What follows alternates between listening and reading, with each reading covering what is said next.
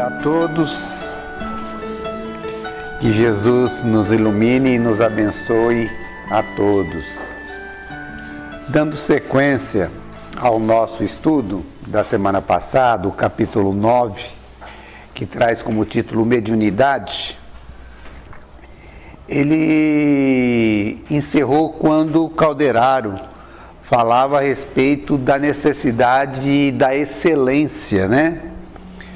No comportamento, nos gostos, na elevação dos padrões do médium, para que possa atender de maneira eficiente a sua missão na Terra, né? E nesse momento a gente vê quanto é importante, né? A gente está elevando os nossos padrões a ponto de ver a vida de uma maneira diferente, né? A gente vê, às vezes, os benfeitores espirituais, a forma como André Luiz vê a vida, né? Tem um livro em que o seu Ramiro Gama, ele põe um reparo, né, na vida do Chico, quando ainda era um jovem, e ele fala sobre a forma diferente. Ele já é uma pessoa mais velha, e o Chico novo, e ele começou a observar a diferença de maturidade do senso moral dos dois espíritos, dele e do Chico, né?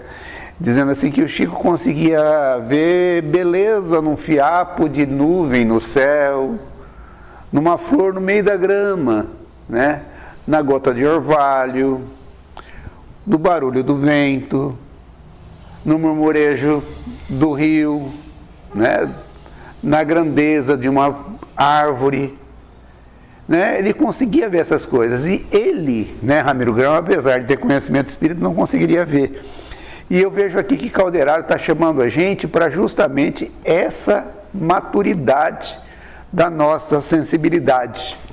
E Calderaro, então, continuando o diálogo com André Luiz, ele diz que é por isso, André, que consideramos a mediunidade estável e mais bela, começa entre os homens no império da intuição simples.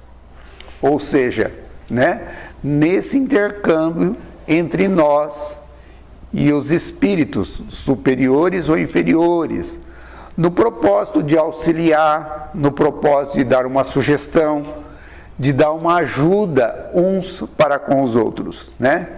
Os espíritos, né, influenciam em nossas vidas? Nos pergunta o Kardec no Livro dos Espíritos aos benfeitores espirituais. Mais do que imaginais, são eles que vos dirigem. Essa é a resposta, né? Então, para a gente conseguir entender o raciocínio dos benfeitores espirituais, é preciso a gente aprender a querer melhor, né? A elevar o nosso padrão moral, a aprender a fazer boas escolhas, né? E não agirmos de acordo com o que o João de Jesus outro dia falou, o exemplo aqui do Chico, a respeito da tentação, a explicação do Chico, né? O Chico disse assim, que a tentação é uma coisa que nós corremos dela, mas corremos bem devagarzinho, né? Para dar tempo dela pegar a gente. Então, na realidade, é preciso da gente querer abandonar as coisas da herança evolutiva nossa, os nossos vícios, os nossos hábitos, o nosso orgulho, a nossa vaidade, o egoísmo, né? Deixar para trás a inveja e ter os olhos de ver, ouvidos de ouvir, para nós conseguirmos vermos as sinalizações que o Cristo e que os benfeitores espirituais têm nos passado. Construir luz própria e conquistar harmonia íntima. Elevar os nossos níveis de magnetismo para que nós possamos conseguir entender, querer o plano espiritual maior em nossa vida, né? Senão vai ser igual aquele desenho, né? Do Disney, né? Do Pateta, onde ele tinha o diabinho de um lado e o anjinho do outro, né? E que ora atendia aos arrastamentos da influência da animalidade e ora atendia os apelos, né, da espiritualidade maior. Aí Calderaro traz um exemplo interessante. Ele traz para nós como exemplo de mediunidade Moisés, né, que desempenhou a sua tarefa, ou seja, ele fez aquilo que era para fazer, ele cumpriu a missão que ele veio fazer na terra, compelidos pelas expressões dos fenômenos que o cercavam, ou seja, aquelas línguas de fogo, a ação de efeito físico, as aparições de espíritos, as vozes materializadas, raios que desciam, né, raios de luz que desciam no chão, a ajuda que muitas vezes apareceu para ele. Dessa maneira ele acaba recebendo, né, sob incoercível emoção, os princípios do decálogo, ou seja, os 10 mandamentos, sentindo-se defrontar com figuras, como nós já falamos, figuras materializadas do plano espiritual. Cada Calderário põe aqui assim um mais, né? Ele fala, entretanto, né? Ao mesmo tempo em que transmite o não matarás, que está lá no 10 mandamentos, não matar, né? Ele não parece muito inclinado ao inquebrantável respeito à vida alheia. Sua doutrina venerável, embora baseia-se no exclusivismo e no temor, né? Talvez pela necessidade da época, né? Ele dirige o povo com violência, cria, né, guerras, treina homem para o combate, né, e impõe esse tipo de combate para conquistar lugares como a terra prometida e coisas. Apesar de trazer o conhecimento das leis divinas, né, não se aplica a si mesmo, né? Calderário então afirma de maneira categórica que com Jesus foi muito diferente, né? Jesus mantinha-se, esse aspecto da mediunidade com Jesus foi muito diferente, né? Jesus mantinha permanente contato com o Pai Celestial através da consciência e do próprio coração. Transmite ao homem a revelação divina, vivendo-a em si mesmo.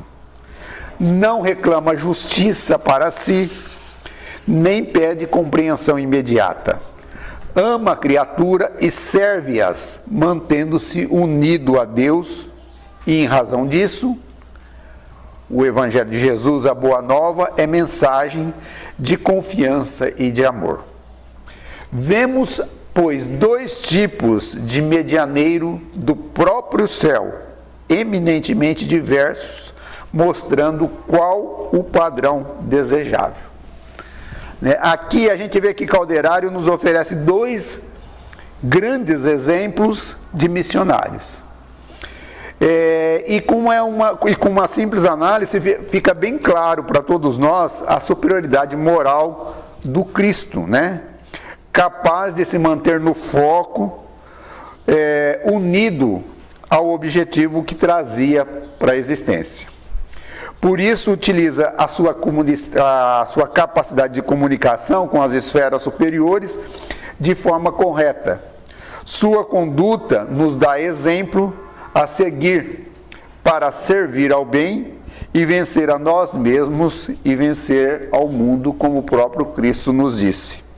Calderário então volta a falar sobre o nosso padrão de mediunidade, né? Sobre o padrão de mediunidade que nós devemos fazer. Aí ele diz assim, ó, que no mediunismo comum, portanto, o colaborador servirá com a matéria mental que lhe é própria, sofrendo-lhe as imprecisões, né, ou seja, as confusões naturais, diante da investigação terrena. E após adaptar-se aos imperativos nobres da renúncia pessoal, edificará de improviso, mas à custa de trabalho incessante, o templo interior de serviço, no qual reconhecerá a superioridade do programa divino acima de seus caprichos humanos. Atingida essa realização, estará preparado para sintonizar-se com o maior número de desencarnados e encarnados, oferecendo-lhes como ponte benfeitora oportunidade de se encontrarem uns com os outros na posição evolutiva em que permaneçam, através de entendimentos construtivos. Para nós, a orientação aqui de Calderário é de esforço, de disciplina, de vigilância e de esforço para a renovação dos nossos hábitos e sublimação de nossas vibrações para que possamos servir com a mediunidade de forma mais efetiva, auxiliando o plano superior a implantar os seus objetivos maiores, amparar aqueles que necessitam de nosso auxílio, vivendo refugiados sempre nas zonas superiores de nossas mentes, servindo de exemplo, motivação a todos que partilham a nossa jornada. Volta então Calderário a dizer: devo dizer-te que não cogitamos aqui de faculdades acidentais, que aparecem e desaparecem entre os candidatos ao serviço, sem espírito de ordem de disciplinas, verdadeiros balões de ensaio para voos do porvir. Referimos-nos aqui à mediunidade aceita pelo cooperador e mobilizável em qualquer situação para o bem geral. Comentamos atividades e tarefa, devemos salientar os padrões que lhe digam respeito, e este é o característico da instrumentalidade espiritual das esferas superiores. Logicamente, é impossível alcançá-lo, de vez que toda obra impõe começo, né? Aqui ele está dizendo a respeito para nós que ele não está falando sobre essas mediunidades, essa sensibilidade que muitas pessoas têm, não precisa ser espírita, nem estudar mediunidade para poder ter essa sensibilidade, mas ele fala sobre os médiuns que realmente estão trabalhando na doutrina espírita, que é um troço diferente. Uma vez uma pessoa que frequentava a doutrina espírita e depois frequentava ora a doutrina espírita, obra mediúnica, né? Ora a Umbanda, né? E conversando com o Chico, ele disse: Chico, mas é muito difícil, né? Assim, a mediunidade na doutrina espírita. Na Umbanda, o médium pede uma guia o espírito pede uma guia para o médium, né? O médium coloca aquela guia, aquele colar de cristal que coloca no pescoço e pronto, o médium está pronto para trabalhar. Agora, na doutrina espírita, ela exige muitas mudanças, muita renúncia, né? O espiritismo exige um colar de várias pedras, né? Tolerância, caridade, paciência, respeito, fraternidade, renúncia, compreensão e entendimento. Então, ou seja, na doutrina espírita existe um apelo diferente do mediunismo normal, né? Então, para que a gente possa realmente atender ao plano espiritual, é necessário que nós atendamos a esses apelos que a doutrina espírita nos traz, trazendo o modelo para nós, que é justamente Jesus. André, então, nos fala assim, que ele estava emocionado diante da elevação dos padrões oferecidos por Calderário à sua mente. Ele diz assim: como revelasse nos olhos a indomável comoção que se apossara de mim, ante os conceitos ouvidos, o assistente modificou a inflexão da voz e tranquilizou. Reportamo-nos ainda ao Cristo.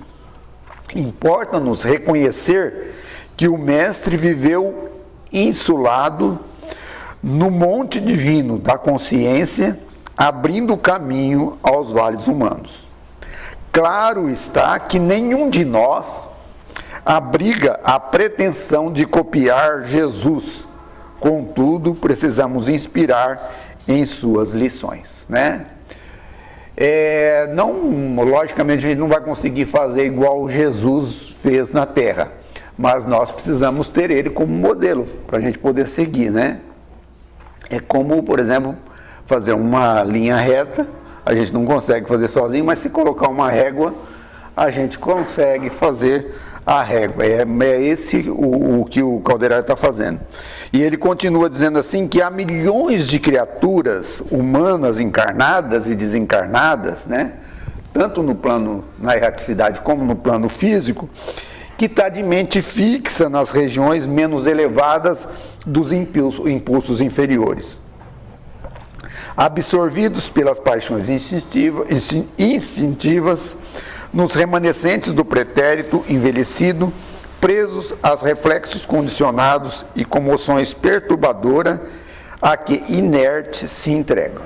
Ou seja, pessoas que vivem dentro desse padrão da personalidade, né? Pessoa contente com a forma de ser, teimoso, viciado, e acha que está certo, e que é assim, né? Ter essa personalidade do jeito que tem, está certo viver desse jeito, né? Então existem milhões de pessoas que estão nessa situação.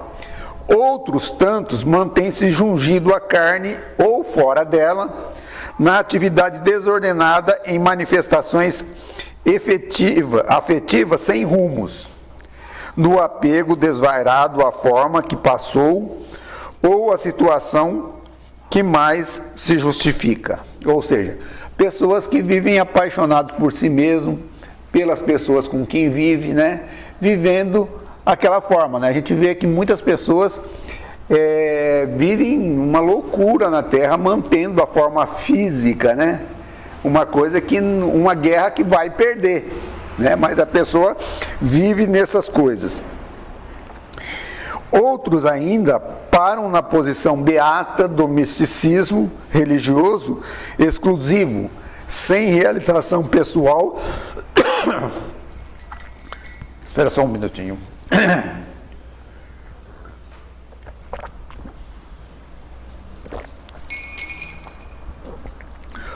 Vou voltar aqui. Outros ainda param na posição beata do misticismo religioso exclusivo, sem realizações pessoais no setor da experiência e do mérito em que integre ao quadro da lídima elevação. Ou seja, muitos de nós permanecemos dentro da religião, mas queremos só participar das palestras, tomar o nosso passe, sem nos envolvermos na modificação que todos nós precisamos fazer, na renovação que nós precisamos fazer dos nossos hábitos, né?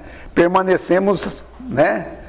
Aí, Calderaro coloca que, subtraído o corpo físico, ou seja, a morte física chega, o que acontece? A situação prossegue quase que inalterada para o organismo perispiritual, para o nosso corpo espiritual, que é o fruto de trabalho e da evolução de longo tempo, ou seja, a sublimação, a elevação de padrão desse corpo espiritual nosso.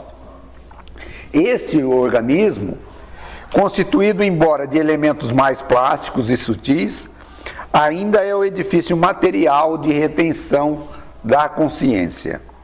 Muita gente, no plano da crosta terrestre, conjectura que o céu nos revista de túnica angelical, logo que baixado o corpo do sepulcro.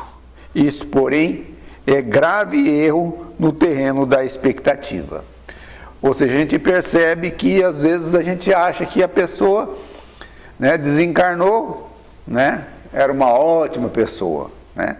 Mas na realidade todos nós trazemos conflitos dentro de nós, e nós vamos ter que lidar com esses conflitos que nós criamos ao longo da nossa vida. Ninguém vai chegar no mundo espiritual porque viveu na Terra, né, numa vida mostrando que era uma boa pessoa, vai chegar no mundo espiritual, vai ter, né, vai ter a paz do anjo. Naturalmente, não nos referimos nessa consideração a espíritos de estofa, de um Francisco de Assis, nem a criaturas extremamente perversas, uns e outros não cabíveis em nosso quadro. O Zend ou Nadir da evolução terrestre não entram em nossas cogitações. Ou seja, ele não está falando de espírito muito superior nem espírito inferior, ele está falando do nosso padrão. Falamos de pessoas vulgares, quais nós mesmos, que nos vamos em jornada progressiva, mais ou menos normal, para concluir que tal o estado mental que alimentamos, tais as inteligências desencarnadas ou encarnadas que atraímos e das quais nos fazemos instrumentos naturais, embora de modo indireto. E a realidade, meu amigo, é que todos nós que nos contamos por centenas de milhões não prescindimos de medianeiros iluminados, aptos a colocar-nos em comunicação com as fontes do suprimento superior. Necessitamos do auxílio de mais alto, requeremos o concurso dos benfeitores que demoram acima de nossas paragens. Para isso, há que organizar receptividade. Bom, aqui a gente vê que, na realidade, Calderário nos fala a respeito dessa necessidade de elevação, porque nós somos, como os espíritos inferiores, necessitam, né, da nossa modificação na Terra para poder seguir o nosso exemplo, para poder saírem das situações em que eles estão. Nós também necessitamos dessa comunicação com a espiritualidade superior, justamente para buscar esses exemplos de sensibilidade, de elevação que todos nós precisamos fazer para a nossa vida, né? Então nós necessitamos, para nós podermos buscar esses depósitos, esses mananciais divinos que existem no universo, para a gente poder buscar, a gente precisa dessa sensibilidade, dessa elevação de nossos espíritos. Nossa mente sofre sede de luz, como o organismo terreno tem fome de pão, né? Então a gente tem necessidade de luz, a gente nasceu para isso. Nós herdamos potenciais que nós precisamos fazer crescer dentro de nós. O amor e a sabedoria são substâncias divinas que nos mantêm a vitalidade, né? A gente precisa do amor e da sabedoria, buscar melhorar, buscar amar mais as criaturas, assim como também precisamos buscar o esclarecimento, buscar crescer, para que a gente possa realmente nos manter vivo, nos manter ativo, nos manter vitalizado, nos manter com energia.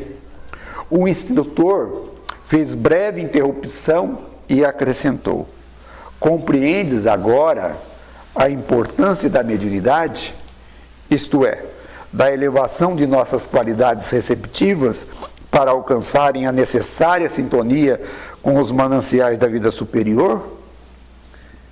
Sim, respondi, diz André Luiz, entender as observações ponderando-lhe a magnitude.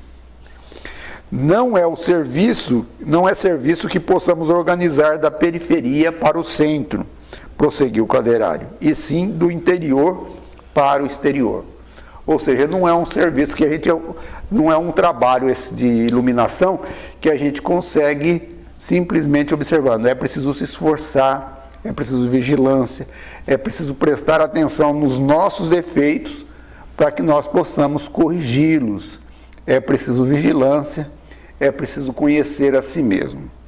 O homem encarnado, quase sempre empolgado no sono da ilusão, começa pelo fenômeno, a maneira, porém, que desperte as energias mais profundas da consciência, sentirá a necessidade do reajustamento e regressará à causa de modo a aperfeiçoar os efeitos.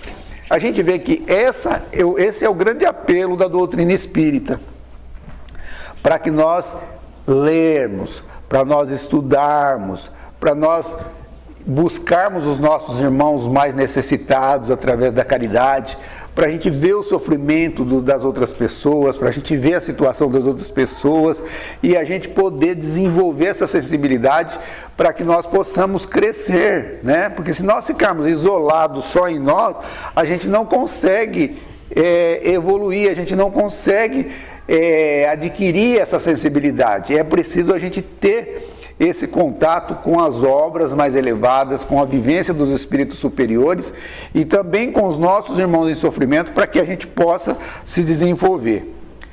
Calderário diz que a obra de construção é de tempo e de paciência. Ou seja, a mediunidade é o abençoado laço que nos mantém ligados uns com os outros, a fim de que nós possamos aprender a fraternidade legítima, auxiliando aqueles que ficaram atrasados na jornada evolutiva, dando o nosso exemplo, mostrando a eles que devemos melhorar, perdoando, amando os nossos semelhantes, para que nós ofereçamos a eles condições, né? A gente vê nos livros de André Luiz o quanto que um exemplo, né, esses arrastamentos oferece, né? Um inimigo, às vezes, do passado, chega através da pessoa que ele odeia tanto, e aí a pessoa andando na rua encontra um filho dele, daquele inimigo do passado, passando por uma dificuldade muito grande, que é a causa do sofrimento grande daquele espírito. A pessoa estende a mão, oferece uma ajuda, aproxima daquela pessoa, e aquele espírito que tinha um ódio enorme por aquela pessoa é transformado por uma simples atitude da pessoa, transformando toda aquela perseguição numa amizade, num carinho. É uma questão de oportunidade e é uma questão de nós estarmos atentos a isso. Da mesma maneira que nós auxiliamos esses nossos irmãos que ficaram atrasados no caminho da evolução, que ficaram presos a essas sensações da animalidade, do ódio, do rancor, né? Nós também precisamos desse laço que liga a nós espíritos com os benfeitores espirituais, a fim de que o apoio que nós precisamos para buscar o alto, a inspiração, os exemplos, as energias de um plano espiritual superior, para nós podermos vencer a nós mesmos, deixando a criatura velha que nós fomos no passado, para iluminarmos, para sublimarmos, né? Porque nós somos espíritos imortais, viveremos eternamente, a nossa evolução será contínua. Chegado nesse ponto, né, da conversa, André Luiz diz assim, ó: chegamos a essa altura da conversação, chegados a essa altura da conversação, daquele bate-papo, o orientador convidou-me ao serviço de assistência à dedicada senhora médium em processo de formação. Era uma senhora que estava começando a desenvolver a mediunidade, né? E que vinha recebendo o socorro para prosseguir a tarefa com a fortaleza e a serenidade indispensável. Era uma senhora que tinha sensibilidade e ela poderia fazer muito com aquela sensibilidade que ela tinha. Por isso o plano espiritual maior estava investindo nela, para que ela pudesse, para ela não esmorecer, né, diante desses ataques, dessas críticas assaz que vinha sofrendo no lugar onde ela vinha desenvolvendo a doutrina espírita. Nós vemos aqui que os inimigos, nesse caso aqui, não eram espíritos inferiores, eram os próprios colegas da casa espírita que eram os inimigos. Propiciando-me o feliz ensejo, meu gentil interlocutor concluiu: o caso é oportuno. Observarás comigo os obstáculos criados pela tese animista, né? Então ele vai entrar aqui num caso onde ele vai estudar o que nós acabamos de estudar nesses dois primeiros estudos. Então a Marielle vai trazer para nós a semana que vem esse estudo. Que Jesus nos ilumine e nos abençoe a todos. Muita paz a todos.